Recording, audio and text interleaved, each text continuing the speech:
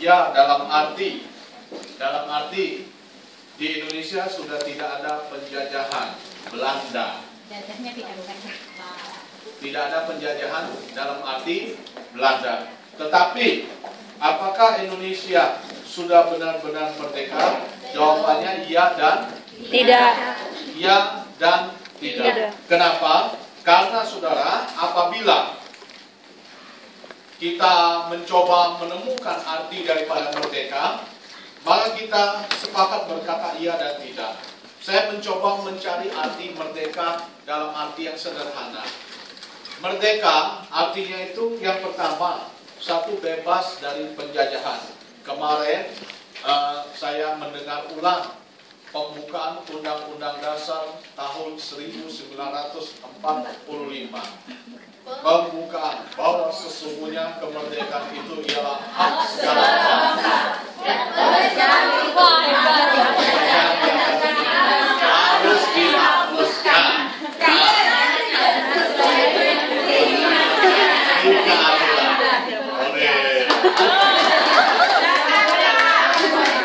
Ya, oke. Nah, waktu pembukaan Undang-Undang Dasar dibacakan, saya teringat guru saya yang rada-rada males. Kenapa? Dia tidak usah memberikan materi pelajaran, dia cukup berkata pelajaran hari ini adalah menghafal Undang-Undang Dasar. Jadi setelah menghafal, satu persatu maju ke depan. Saudara bisa bayangkan berapa banyak waktu yang dibutuhkan oleh satu orang murid untuk menghafal itu. Jadi 4 kali pertemuan cuma apa? Hafal satu-satu maju ke depan. Nah, umpamanya ada 3 orang yang belum hafal begitu. Setelah duduk semua, lanjutkan lagi, hafal dulu. Nanti kita teruskan. Terus dia ke kantor, ngopi, ngerokok dulu. Itu zaman dulu. Tapi saya tidak lihat hal seperti itu di Hong Kong. Di Hong Kong kalau saya masuk kelas ya, mereka 1 menit waktu itu sangat berharga. Gak pernah istilah kata pulang cepet lah, baca sendiri lah. Enggak, guru itu datang memberi materi. Ya, mudah-mudahan Anda kalau jadi guru gak seperti yang gak. Apa itu merdeka? 1, bebas dari penjajahan. Apa itu merdeka? Tidak terkena tuntutan. Tidak terkena tuntutan. Saudara, di Indonesia sekarang banyak koruptor yang ditangkap-tangkapin. Ketika mereka diadili, hati mereka dakdikduk. Tapi mereka akan berteriak ketika hakim berkata dinyatakan tidak bersalah. Jadi ketika orang dinyatakan tidak bersalah, itu artinya merdeka. Terus yang ketiga, nah ini, apa itu merdeka? Merdeka seringkali diartikan tidak terikat. Tidak terikat. Zaman dulu di Cina, laki-laki itu rambutnya dibikin yang panjang kucil-kucil. Tahu ya, dikepang panjang-panjang ya. Sementara perempuan kakinya diikat.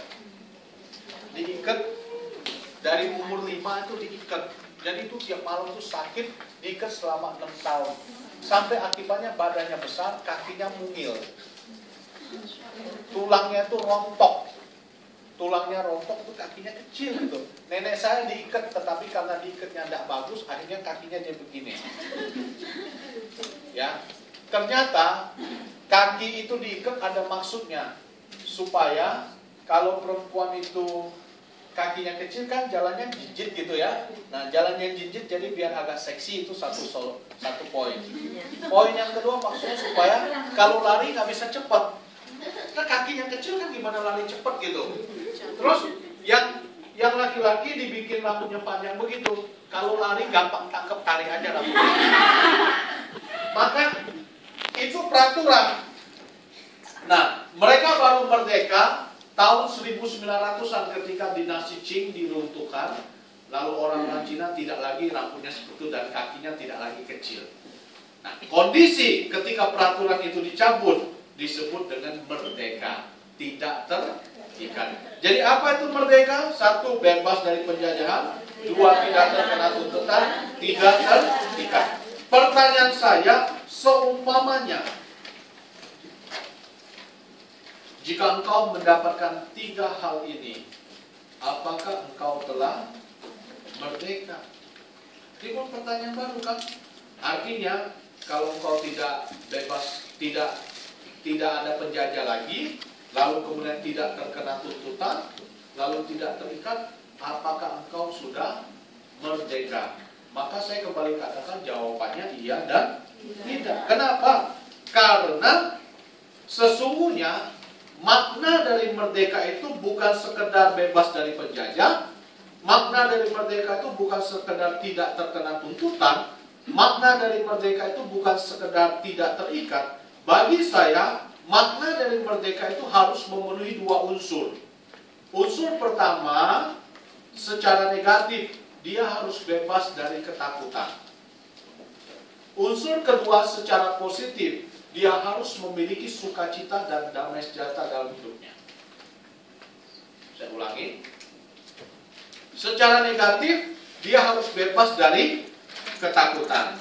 Secara positif, dia harus memiliki damai sejahtera yang mengalir dalam hidupnya. Nah, ini luar biasa. Kenapa?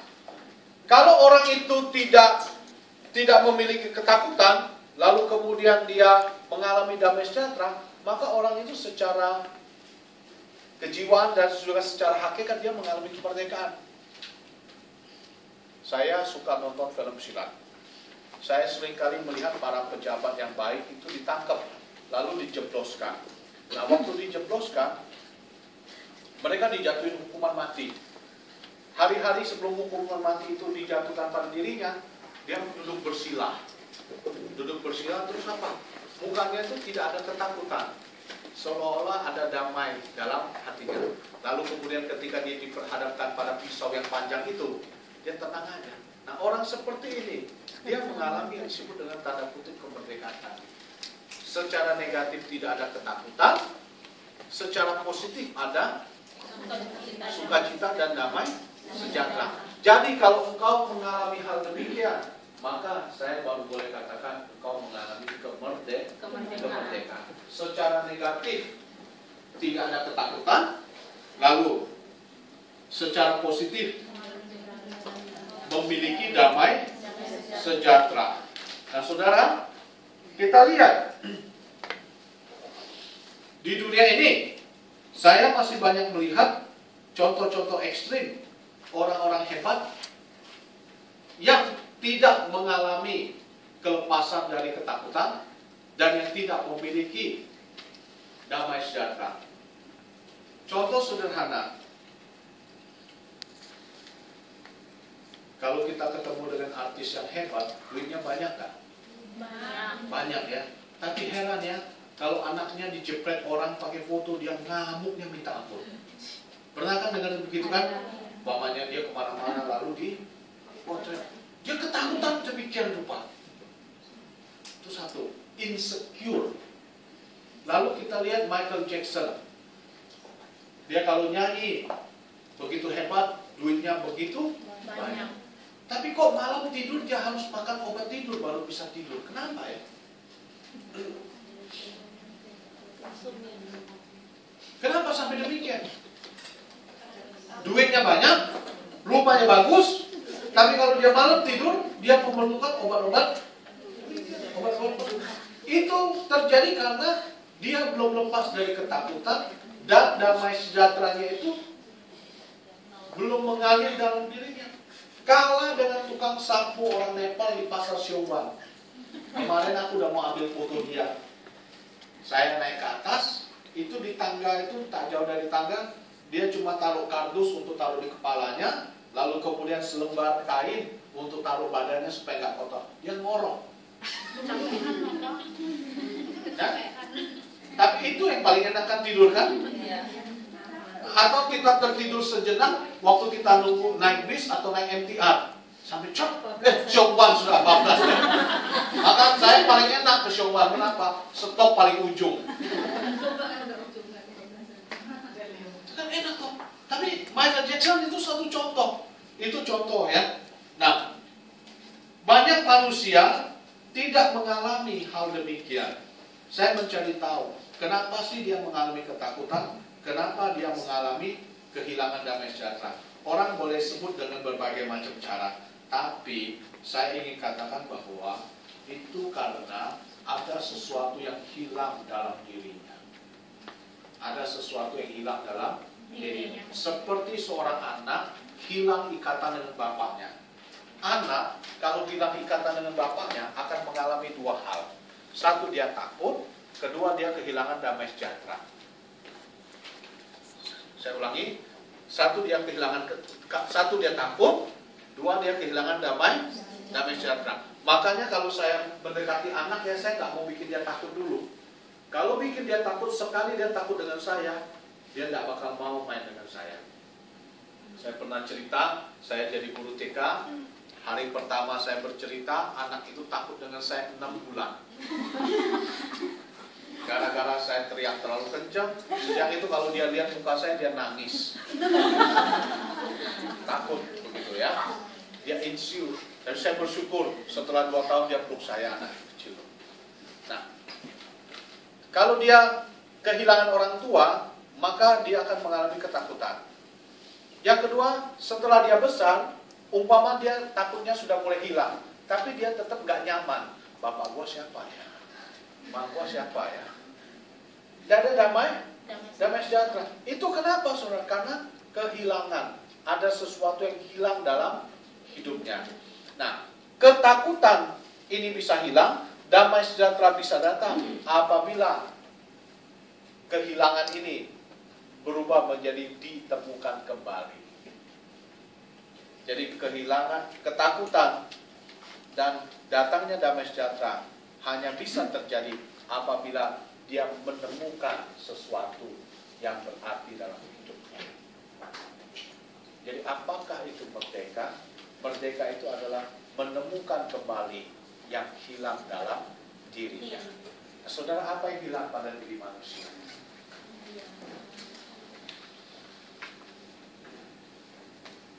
Apa yang hilang? Yang jelas yang hilang dalam diri manusia adalah damai sejahtera. Kenapa damai sejahtera bisa hilang? Ya. Ada banyak teori yang memberikan jawaban, tapi Alkitab berkata, manusia telah berbuat dosa, telah hilang kemuliaan Allah. Dosa telah membuat manusia kehilangan kemuliaan Allah. Kemuliaan hilang meninggalkan diri manusia, maka yang ada adalah ketakutan. Kemuliaan Allah meninggalkan diri manusia, maka yang ada adalah kehilangan damai sejahtera. Itu sebabnya saya bersyukur karena Yesus berkata, mari kita lihat Yohanes 14 ayat yang ke-27.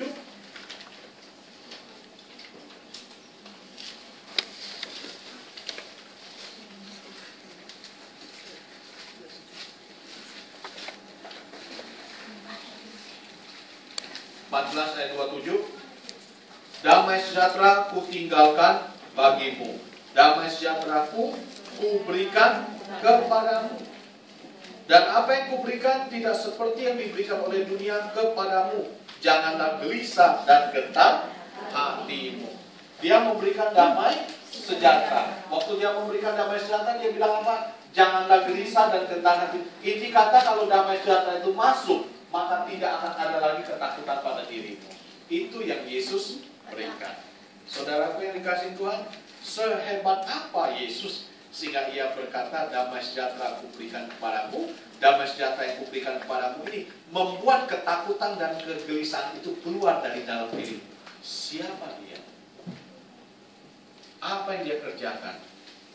Tadi saya katakan bahwa manusia mengalami ketakutan dan kehilangan damai sejahtera karena ada sesuatu yang hilang dalam diri manusia. Dan Yesus berani berkata, aku memberikan kepadamu damai sejahtera, sekaligus damai sejahtera yang menendang keluar ketakutan. Berarti saudara, ketika Yesus mengatakan demikian, Yesus itu mengembalikan yang hilang dalam diri manusia. Karena Yesus mengembalikan yang hilang, maka damai sejahtera itu kembali mengalir dalam diri manusia tersebut. Yohanes 14 ayat yang ke-6, Yesus mengembalikan hubungan kita dengan Allah. Karena itu dia berkata, Akulah jalan, kebenaran, dan hidup. Tidak ada seorang pun yang dapat sampai kepada Allah kalau tidak melalui aku. Tugas Yesus adalah dia menjadi penghubung, bukan menunjukkan di mana penghubung itu ada.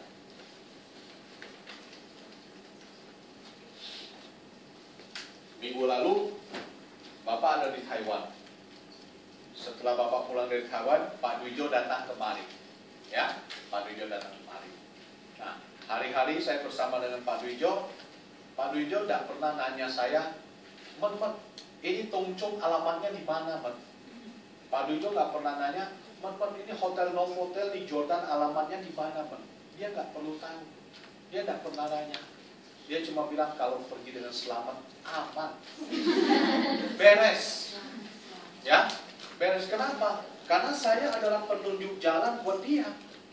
Dia mau ke Tongchong, saya atur-atur, dia sampai ke Tongchong. Dia mau balik ke Jordan, saya atur-atur, dia balik ke Jordan.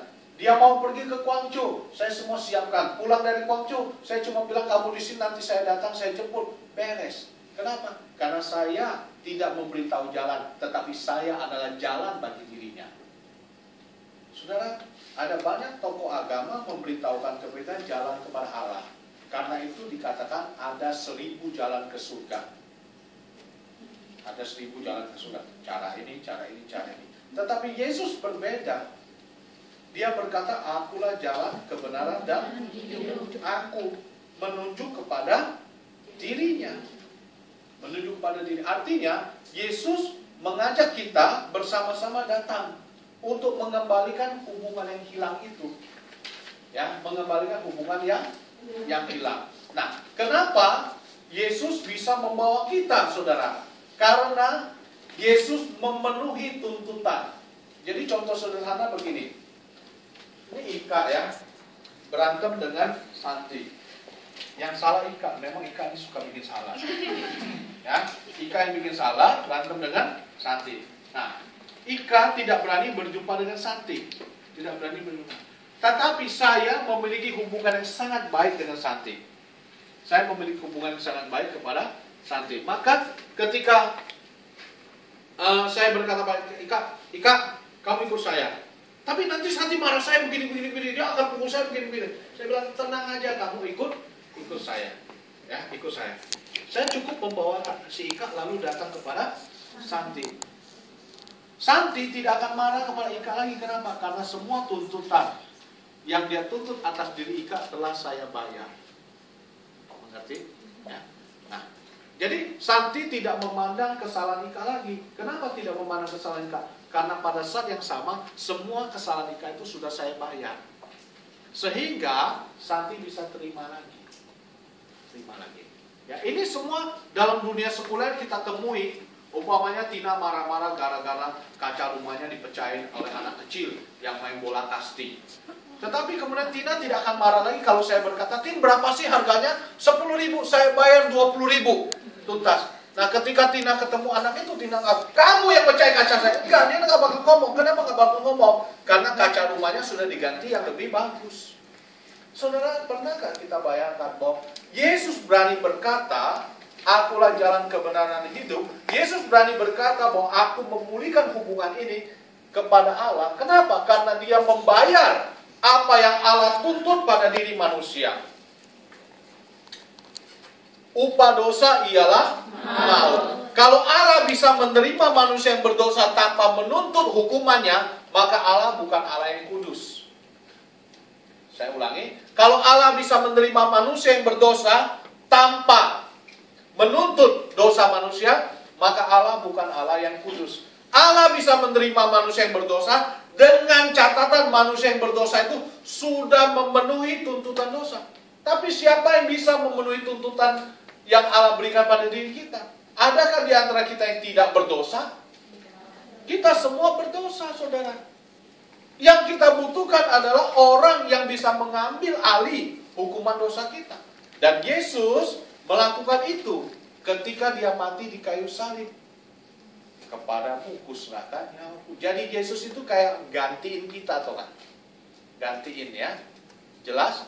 Menggantikan. Karena Yesus menggantikan, maka tuntutan Allah yang harusnya turun atas diri kita diambil alih dengan dia. Nah, ketika diambil oleh dia, murka Allah itu tidak menyala-nyala lagi. Ketika murka Allah tidak menyala-nyala, Allah menerima kita. Waktu Allah menerima kita, saudara, kita tidak takut lagi. Hidup di dunia capek kan? Kenapa orang sudah tahu di dunia capek, tapi dia takut mati? Harusnya hidup di dunia capek, mending gua mati. Betul kan? Hidup di dunia capek kan? Kalau tahu hidup di dunia capek, mending gua mati. Tapi orang takut mati, apalagi orang Hongkong. Waduh, umurnya panjang-panjang. Semua makanannya bagus, ini itu dan sebagainya. Nah, ya. Sudah tahu hidup di dunia capek, tapi takut mati. Saya pernah bilang kan manusia punya 5 ketakutan. 1 dia takut miskin, takut lapar, 2 takut miskin, 3 takut sakit, 4 takut tua, 5 takut mati. Takut tua. Kenapa? Karena dia belum beres. Belum beres. Ada banyak orang belum beres matinya. Dan waktu dia mati pun, dia minta orang lain beresin. Tolong dong beresin tentang gua. Tolong dong doain gua supaya gua bisa masuk dengan selamat. Kan sudah telat. Sudah telat. Orang Cina loh, mati pun bikin orang lain susah. Coba, peti matinya mahal nggak? Mahal kan? Lalu kertas sembayangannya mahal nggak? Mahal gitu. Sampai keluarga itu yang berjuang mati-matian hanya untuk beli peti mati gitu loh. Tapi kenapa dia nggak mau suruh orang lain yang beliin peti mati dia? Karena kalau orang lain beliin peti mati dia, maka rezeki dari orang mati itu tidak turun pada dirinya, tapi turun ke orang yang ngasih peti mati itu. Maka orang kaya senang beliin peti mati buat orang yang mati, dia tambah kaya. Nah, orang miskin yang keluarganya mati, peti matinya dibeliin, dia percaya dia bakal tambah miskin. Saking miskinnya itu peti mati keluarganya dia nggak bisa dibeli. Ironis kan? Mati pun bikin susah. Ini ironis. Nah, saudara, ini ketakutan manusia. Karena ketakutan manusia inilah, maka waktu dia duduk sendiri, dia kehilangan damai sejahtera. Contoh sederhana kita lihat dalam cerita Alkitab, si Sakius orang kaya, tapi dia tidak ada damai sejahtera.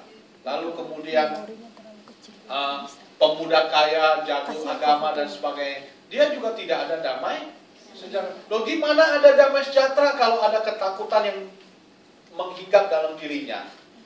Damai sejahtera itu artinya minus ketakutan. Apa itu damai sejahtera? Minus ketakutan. Kenapa manusia ada ketakutan dan kehilangan damai sejahtera? Karena hubungannya dengan Tuhan hilang. Dan kita bersyukur bahwa Yesus berkata, akulah jalan kebenaran dan hidup. Kenapa Yesus bisa berkata demikian? Karena dia mengembalikan yang hilang dalam diri manusia itu kepada manusia itu sendiri. Bagaimana cara dia mengembalikan? Dengan menjadi perantara. Bagaimana cara dia menjadi perantara? Dengan memenuhi semua tuntutan Allah pada diri manusia, sehingga sekarang manusia bisa datang kepada dia. Itu sebabnya Yesus berkata apa di dalam Yohanes 8. Mari kita lihat.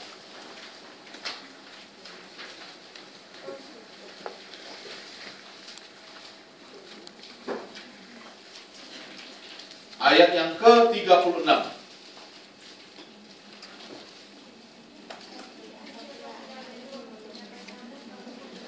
Jadi, apabila anak itu memerdekakan kamu, kamu pun benar-benar merdeka. Bagaimana cara Yesus memerdekakan kita? Dengan mengusir ketakutan dan mendatangkan damai sejahtera. Bagaimana ketakutan itu bisa hilang dan damai sejahtera itu bisa datang? Dengan memulihkan hubungan kita dengan Bapa di surga. Bagaimana hubungan kita dengan Bapa di surga bisa dipulihkan? Hal itu bisa terjadi ketika Yesus mati di kayu salib. Kenapa kematian Yesus di kayu salib memulihkan hubungan kita dengan Bapa di surga? Karena lewat kematiannya, Yesus memenuhi tuntutan Allah atas semua dosa manusia. Karena tuntutan Allah sudah dipenuhi, maka manusia yang berdosa itu telah diangkat hukumannya. Dan itulah saat yang paling bahagia. ketika hukuman sudah tidak ada lagi pada dirinya, maka damai sejahtera itu mengalir. Nah, orang yang percaya Yesus, dia tidak ada ketakutan, melainkan ada damai sejahtera yang mengalir dalam dirinya. Itu yang membuat kita beda dengan yang lain. Kalau yang lain, kalau ditanya mati masuk surga enggak? Tadi aku buka dulu catatannya. Tahun 2011 aku baik. Tahun 2012 aku setan. Tahun 2013 aku baik. Tahun 2015 aku tidak baik. Tapi kita tidak. Setelah kita jadi anak Tuhan, ketakutan itu hilang, damai sejahtera itu mengalir dalam diri. Saya nggak takut mati. Saya cuma nggak mau setengah mati. Betul kan? Saya tidak takut mati. Kalau mati kemana? Balik ke rumah Bapak di surga. Saya ada nggak rasa takut? Takut dalam arti manusia ada, tetapi takut dalam arti rohani kita. Saya damai sejahtera nggak? Saya damai. Saya sudah sering berkata, saya ini bahagia. Ya, saya bahagia dengan rambut panjang, saya bahagia dengan rambut botak. Saya bahagia dengan celana hitam, saya bahagia dengan celana merah. Saya bahagia dengan kemeja putih, saya bahagia dengan kemeja merah. Cuek aja, bahagia. Kenapa bisa terjadi? Karena saya orang merdeka. Saya tidak mau nutup-nutupin. Nah, emang saya begini kok. Kecuali waktu gigi palsu saya patah. Bukan karena saya takut malu loh, tapi karena saya tidak mau kalian dengerin khotbah saya sampai ketawa terus. Angel ketawa sampai nunduk gitu loh. Ya. Nah, ini enjoy. Saya bersyukur saudara, kenapa?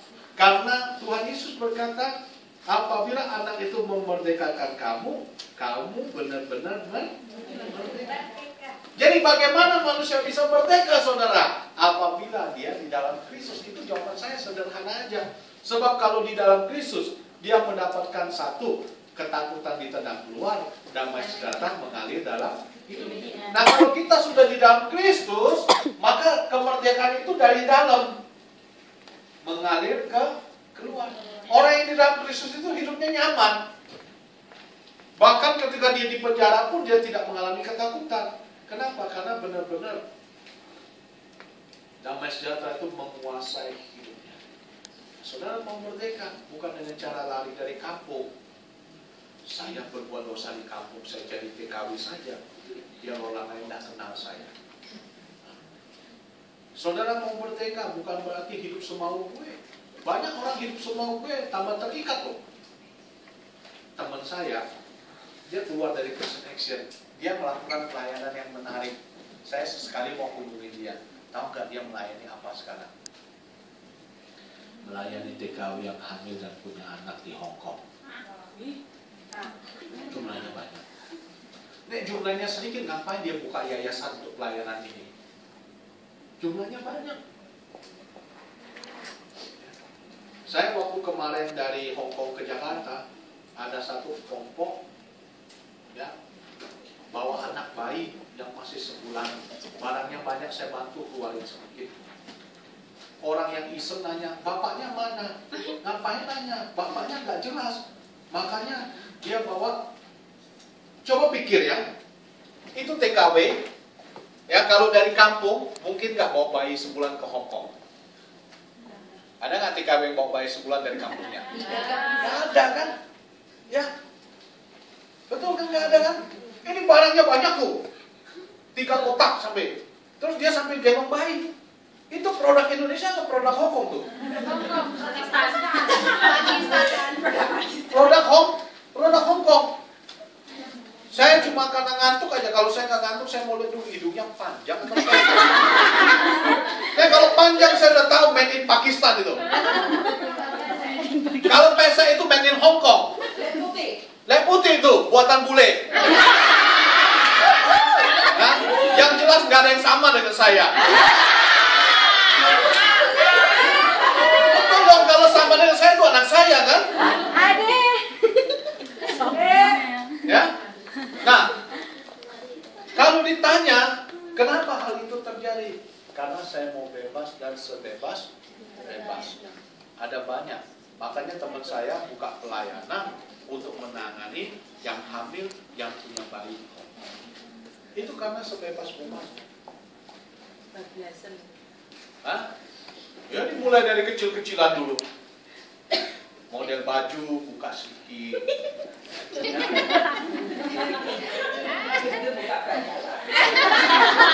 Itu kan mulanya kan buka dikit, kan lama-lama buka semua begitu. Kalau duduk ngobrol, ngerokok sebatang, minum segelas, lama-lama ya itu kebablasan. Sebebas-bebasnya, saudara. Manusia mencari kemerdekaan dengan cara begitu, akhirnya terikat. Kita di dalam Kristus itu bukan terikat, melainkan di dalam kemerdekaan. Tuhan memberikan kita kemerdekaan di dalam Kristus. Sekarang saya keluar, tak perlu begini. Gak perlu. Coba kalau saya selingkuh, ya, lalu saya keluar jalan, jangan tahu.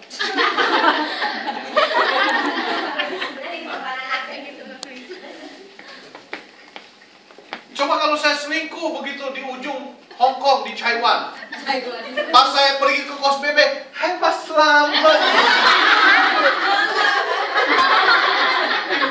Terus anggota PP nanya, Pak itu anggota baru ya Pak?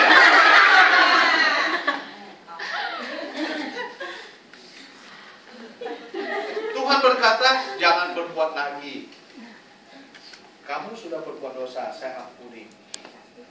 Jangan berbuat lagi. Jangan berbuat lagi itu bukan ikatan, saudara, tetapi itu kemerdekaan. Betul kan? Orang dunia bilang gak enak jadi orang Kristen. Gak boleh ini, gak boleh ini, gak boleh ini. Bukan salah. Orang Kristen itu bukan gak boleh. Justru dengan tidak boleh itu kita menikmati kemerdekaan.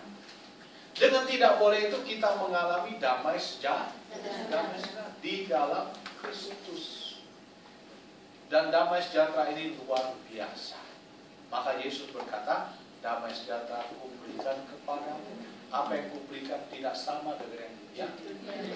Nah, hari ini kita merayakan kemerdekaan dalam arti penjajahan. Tetapi hanya di dalam Kristus kita mendapatkan dua hal.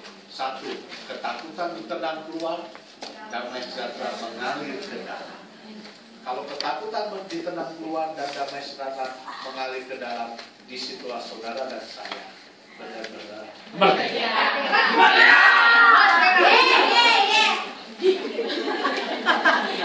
Mari kita berdoa. Kami bersyukur Bapa, karena Engkau memberikan dua hal yang tidak bisa kami dapatkan. Engkau memberikan kekuatan untuk menendang ketakutan. Dan pada saat yang sama Engkau mengalirkan damai sejahtera dalam hidup kita. Apa itu merdeka? Merdeka itu minus ketakutan, plus damai sejahtera. Kami bersuka cita untuk kondisi yang demikian, yang hanya kami temukan di dalam Kristus Yesus. Karena itu selamanya kami mau tinggal di dalam Kristus, supaya kami mengalami kemerdekaan setiap hari dalam hidup kami. Terima kasih untuk berkat firman-Mu hari ini. Terima kasih.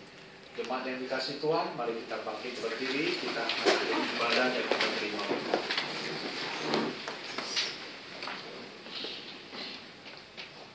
Kiranya anugerah di dalam Tuhan Yesus Kristus, kasih dari Allah yang kekal, persekutuan penyertaan serta pimpinan dari Roh Kudus menyertai saudara sekalian dari sekarang sampai selama-lamanya.